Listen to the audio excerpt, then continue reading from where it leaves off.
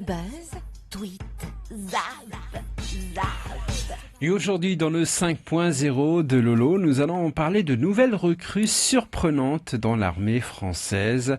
Un drone piégé a tué un combattant des forces spéciales françaises en Irak. Et puis, c'est une réplique aujourd'hui. On va donc savoir avec Monsieur Lolo quelle est donc cette nouvelle armée surprenante. Voilà, eh bien, on va pas faire de suspense. Ce sont des aides royaux qui ont été recrutés par l'armée pour arrêter des drones. Alors l'idée peut paraître farfelue, pourtant il y a déjà la police néerlandaise qui utilise ces rapaces. Et moi c'est un chat que j'ai dans la gorge.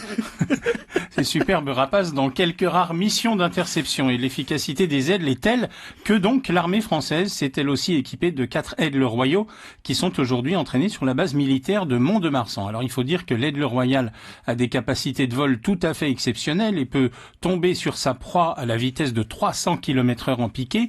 Le rapace a une envergure de 2 mètres, il peut aussi repérer sa cible à des centaines de mètres de distance et ses serres exercent une pression stupéfiante de 250 kg par centimètre carré, rien d'étonnant donc à ce que, bien entraîné, l'aide royale devienne vite un redoutable chasseur de drones. Les dresseurs de la fauconnerie de Mont-de-Marsan ont habitué leurs 4 petits protégés en les faisant manger sur des carcasses de drones recouvertes de viande. Et puis les choses sérieuses commencent, les vols en présence des drones. Le nerf de la guerre, évidemment, c'est la nourriture.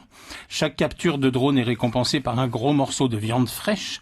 Et afin d'éviter que les animaux se blessent au contact des hélices du drone, tout a été prévu puisque les griffes de l'aigle sont recouvertes d'une gaine souple en Kevlar. Et le résultat de ce dressage intensif est redoutable. Les drones visés sont ceux de moins de 2 kg que l'on peut facilement trouver dans le commerce. Et c'est un drone de ce calibre d'ailleurs qui, comme tu le disais, Mathéo, avait blessé un combattant des forces spéciales françaises en Irak en octobre dernier.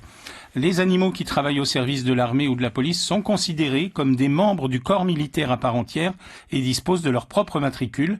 Et 4 nouveaux aides royaux devraient bientôt grossir les rangs de la patrouille anti-drone de l'armée française. Superbe, en tout cas, très très bonne nouvelle pour ces rapaces. Merci beaucoup Lolo Tane pour le 5.0. On se retrouve donc demain pour une nouvelle chronique. Et 7h26 sur Polynésie à Taï.